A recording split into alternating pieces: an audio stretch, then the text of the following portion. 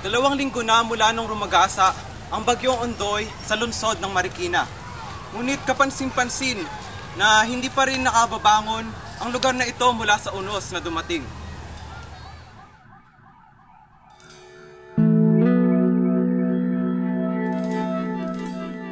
Alayos na po, pinakain lang po kami kasi po nag-suspend na po, hindi po kami pinapababa sa waiting area. Kasi po, dun po sa first gate po, hanggang bewang na daw po yung tubig. Kasi po, sa pataas po, ano lang po, hanggang paalang. Tapos, ilang minuto lang po, hanggang tuhod na po yung sa tubig. Hanggang po umabot, hanggang doon na rin po kami na. Baka po iba po wala pong na gamit. Iba po yun sa, binutas na lang po yung bubong nila, tapos punta po dun sa third floor. May trap.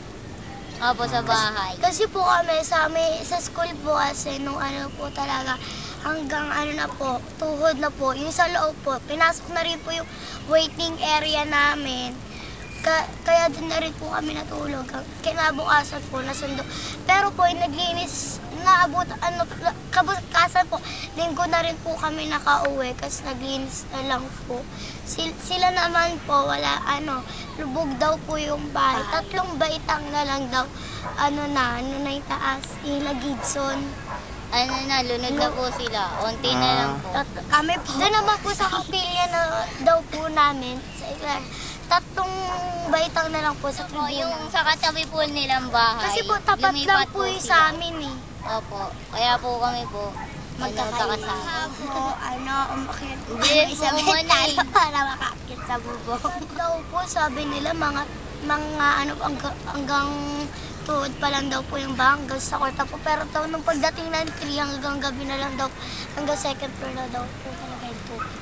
Tapos po, nung linggo na po, nung nagising na po kami, hanggang dito na lang daw po, hanggang tuhod na lang po yung tubig sa Doon naman po sa Malanday naman, hanggang dito, hanggang bewang pa rin daw po yung tubig. Kasi po, yung ka-service ko po, doon, umabot na daw sa, onti na lang daw po sa Malanday po daw kasi magta-third floor na eh. Kasi yung may nervous daw, muntik nang mapilayan. Buti na lang, hanggang first floor na lang yung bahay sa Malanday. Sa amin third. Dito rin po, isang dipa na lang daw po, isang dipa na lang po, third floor na rin po.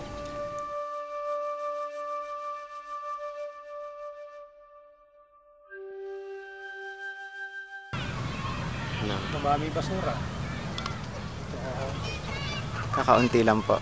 Masama yung naging epekto ng bagyo dyan sa mga isla sa ilog. Masama talaga.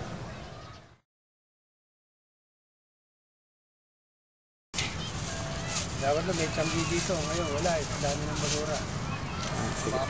Sige.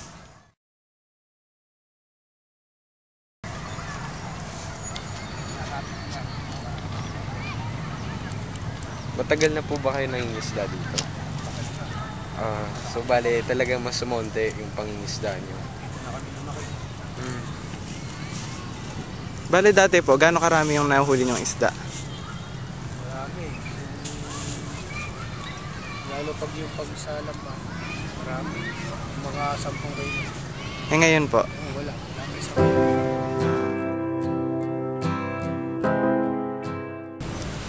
Basta mga September 24 mga 10 AM nag-start.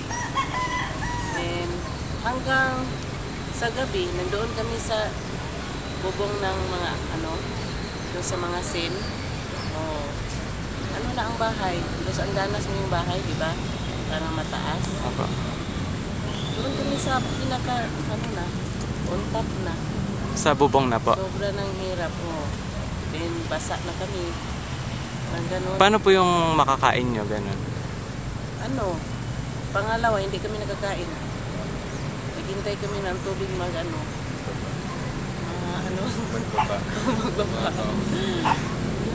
Wala naman pong sumagip sa inyo?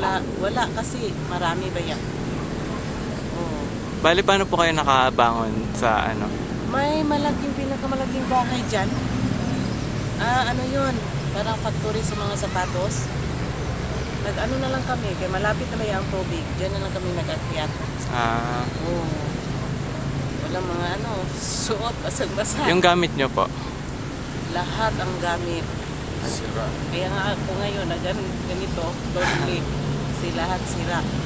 Pero wala pa man nagbalik ang kuryente. Wala pa pong kuryente. Basta mga gamit, sira yun. Maraming, mga damit na Pero okay naman po kayong lahat. okay lang.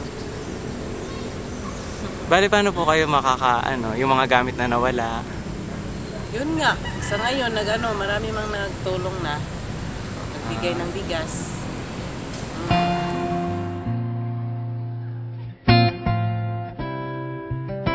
Dun sa experience nyo ng bagyo, ano pong ginawa nyo as authority po? Ginawa namin. Yung nag-rescue po sa mga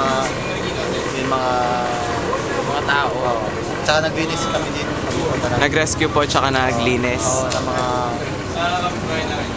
Yung mga, paano pagre-rescue po yung ginawa nyo? Napilitan kami lumangoy na medyo kahit pinansyado kami. Lumangoy po. kami. Lalo na kung body ko, napakagaling niya. Tapos gumamit po kami ng rubber. Ng rubber boat po. Meron na po, meron. Naghatid rin po kayo ng mga relief goods. Oo. Agad sa tumana, agad sa Bale, saan pong mga lugar yung na-rescuehan nyo? sa Rosario. Sa Rosario. Kami nag-concentrate kasi yung mga panahon na hindi kayo makakapit dito sa Marikina kasi malalim na. Malalim po. Bali, ito yung pangalawang mata. Yung pamilya nyo po, hindi naman apektado. Apektado mo pamilya namin. Nalubog din. Pero andito po kayo kayo. Mas inuuna namin. Trabaho. Sige. Bale, masaya ano naman pong feeling nung habang nagtatrabaho kayo? Nakatulong kami. Kahit na ganun po yung sitwasyon. Pagod na pagod. Siyempre pa nawala.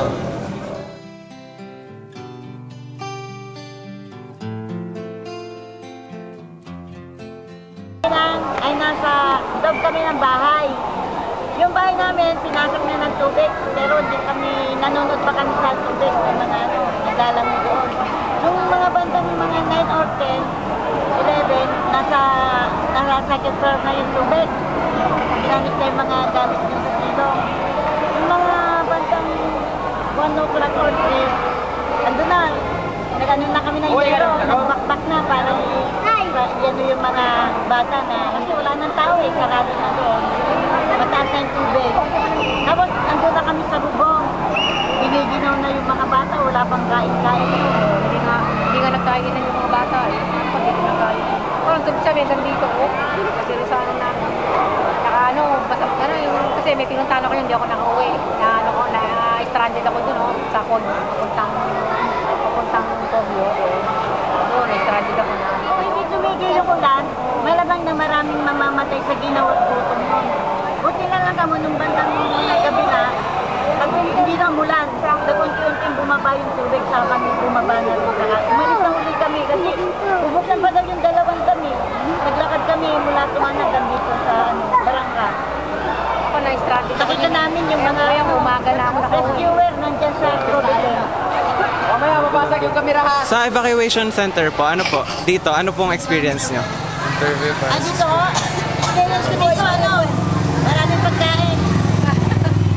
Marami, Pagkain sa may pagkain. yung mga gamit po. Gamit? Gamit wala nang mga gamit. Yung gamit to, gamit sa kanila na gamit yung mga... Tangina lang kasi yung baha. Pero okay naman po kayo rito. Kahit siyempre, meron sa supply naman. Siyempre, hindi okay kasi malamok. Malamok po. Malamok, maayos. Walang... Hindi kami nakakatulog ng maayo. Ayupi. Sir siya, kaya siya nandito kasi yung asawa niya, iniwan siya. Hindi pa raw kumakain.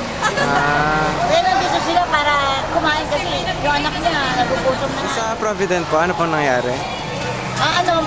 Pinasok na muna ng tubig, pero marami rin yung mga evacuation dito kasi naabot kami ng mga maraming namatay doon.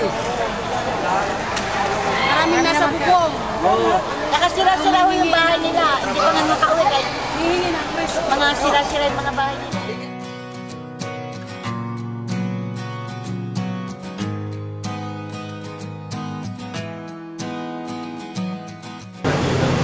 Sa ngayon, syempre nawala kaming sales.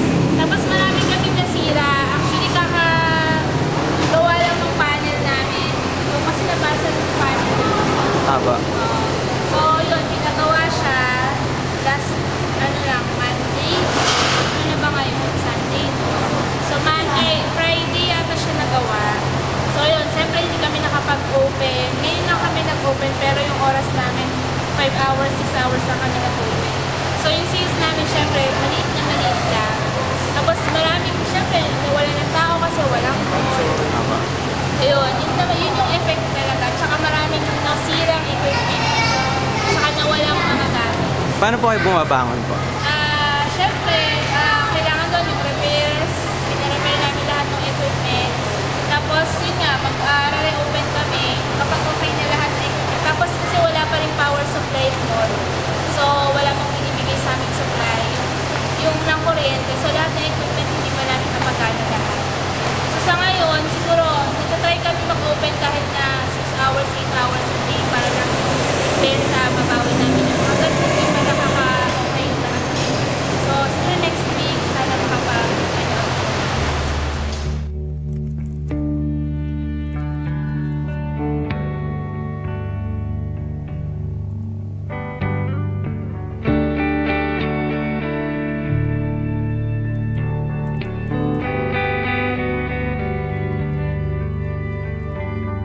Stitch in your